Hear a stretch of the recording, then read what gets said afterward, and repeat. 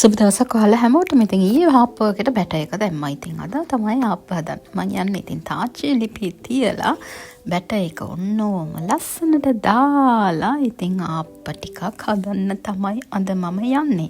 කලින් අද පාර ආප්ප එක තික් නිසා මට හරියට ආවේ නෑ. ඉතින් කීප දිනකින් උපදෙස් අරගෙන ඔන්න හද මං ආප්ප ටික ලස්සනට හදනවා. ඔන්න ලස්සනට පිපිලා තියෙනවා චූට්ටා. වටේට ක්‍රිස්පි වෙන්න තමයි මට හදන්න ඕනකම තිබුණේ. ඉතින් ඔන්න ආප්පේ ලස්සනට ආවා. වටේටම හරිම ක්‍රිස්පි. ඉතින් මම හරිම එක්සයිටඩ් කරනවා. ඉතින් ලස්සනට ලුණු මිරිසකුත් අදලා බිත්තර ආප්පේකුත් ඇදුවා. ඔන්න දැන් ඉතින් කන්න රෙඩි. හරි. never give up. ඔන්න ඉතින් මම දැන් ආප්පේ ඇදුවා. super happy. අද දවස නිවාඩුවේ යමක් කමක් කරන්න ඕන නිසා ඔන්න අද ආප්ප හැදුවා. Bye-bye.